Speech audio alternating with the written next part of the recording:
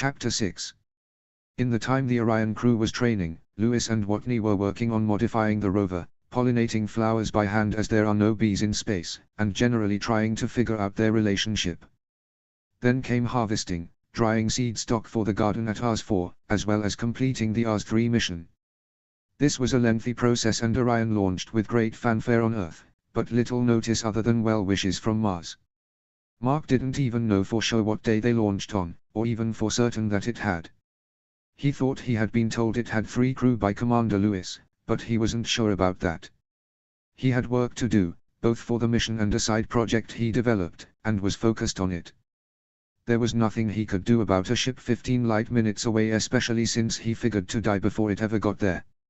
He was only working in hopes that Missy might make it. The hardest part of the mods was drilling holes in the roof of the rover trailer, as Mark called it, so the various machines and equipment could be loaded in.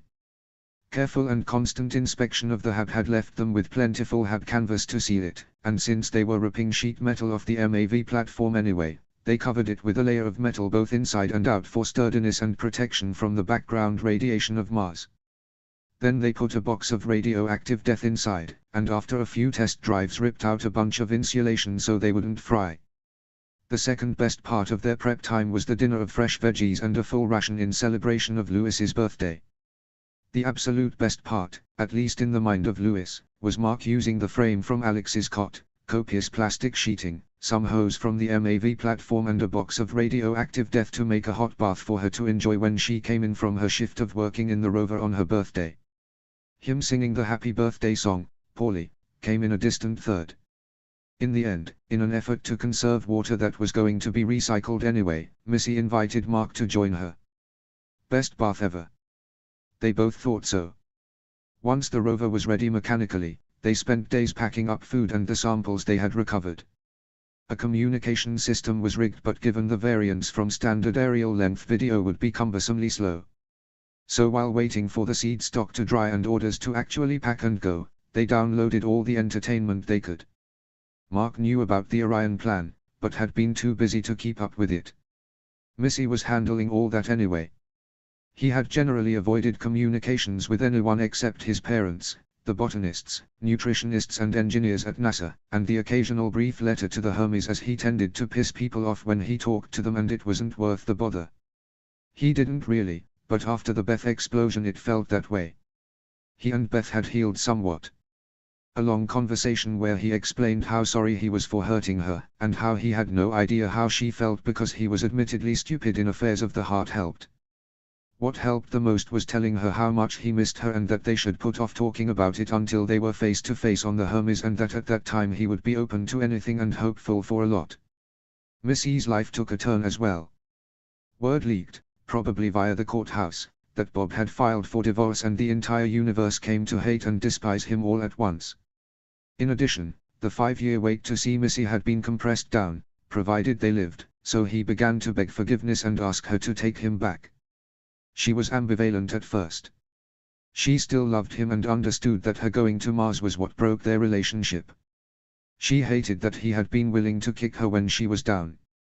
They were working on it. Bob had withdrawn the divorce before it was granted, but few of the public cared. They already hated him.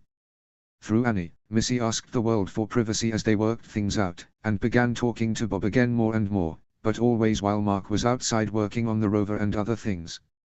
During that time she got almost as much fan mail as Mark, and like Mark wrote a general answer letter for NASA to use saying she appreciated the support but had to focus on their work in order to survive. Afterwards, conversations with Bob, she would inevitably expect Mark to sleep with her for what she described as a grudge F***K. Mark was cool with this as he hated Bob anyway. He adored Missy, and she was the hottest woman on the planet as far as he was concerned.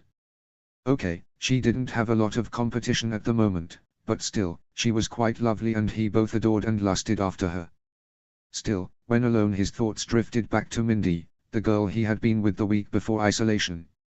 She was beautiful, kind, warm, sensual, just tons of fun, and they clicked. Like every other great woman in his life, the timing was just wrong. The other two, a doctor that had cared for him in Costa Rica when he took ill and had to leave the Peace Corps, and an Air Force pilot he met while on the rebound from Beth were also great women he cared for and even loved, but again, the timing was just wrong. Certainly, by now Mindy had moved on, and there was no way he was going to try to contact her given the scrutiny the mission was under. He thought about spelling out in rocks with Morse code how he felt for the satellites to pick up, but decided not to as that would no doubt cause a supersized industrial-strength shitstorm on Earth, the Hermes and Mars. He did add her name along with a few others to his side project. She deserved that. Mindy had certainly moved on. Girls like Mindy, Anna and Donna didn't stay unattached long. All this, along with the Beth situation, and the Missy situation, made Mark confused and depressed. He would have to keep an eye on that and threw himself into his work and side project to overcome that. So we're close to ready, when should we set our target to leave? NASA wants our input and I want your opinion. I don't think they know how far along we are. Missy asked over dinner. Well, it's 3,200 kilometers away, so at 50k a day, at best that's 64 days. Figure we will not average that much, some of it's uphill and we will have to go around some crap on the way, let's say 100 days in the rover. I really don't want to live in a MAV after that for another 100 days, so we should leave about 4 months before Orion is expected. NASA wants us there faster in case we break down. They can just land the Botany Hab and Orion where we are, then repurpose Ars 4 to do Ars Force assignments. Makes sense when you think about it. What do you think our odds are of having some sort of breakdown? Probably 100%. Yeah, I meant getting there. Mark thought for a minute, wanting to remain positive and not reveal how he really felt. Well, it's like Beth says, it's you and me against Mars. Don't bet on Mars. That's what I'm saying to myself over and over. By the way, Orion launched a couple months ago. So, we have about a month. Oh. Everything go okay? Yes. NASA's first all-female crew. So totally professional and nothing went wrong. They seem like a good group. I didn't get to select them, or even have any input, but they seem alright. The commander is a bit green, but she was the one that came up with using Orion 3, so she must be pretty smart. You talked to them? No, NASA wants them focused. Like I said, they are green. We will be cleared for direct communication once they are about 2 months out, but who knows if the comm system will work that day. I'm feeling pretty good. And having most of the month in relaxed mode would be good so we can rest up. This corn is awesome, by the way. You'll make someone a good wife someday, Mark.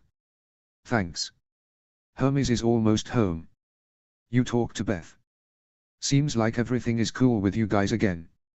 Yeah, we're working on it. You know. She did volunteer to give up 14 months of her life to rescue my sorry ass, so I guess we're okay. Relieve. Not rescue. Right. Relieve. You talked to home today? Mark asked. He couldn't bring himself to say Bob's name around Missy. Yeah, just Bob. He's groveling.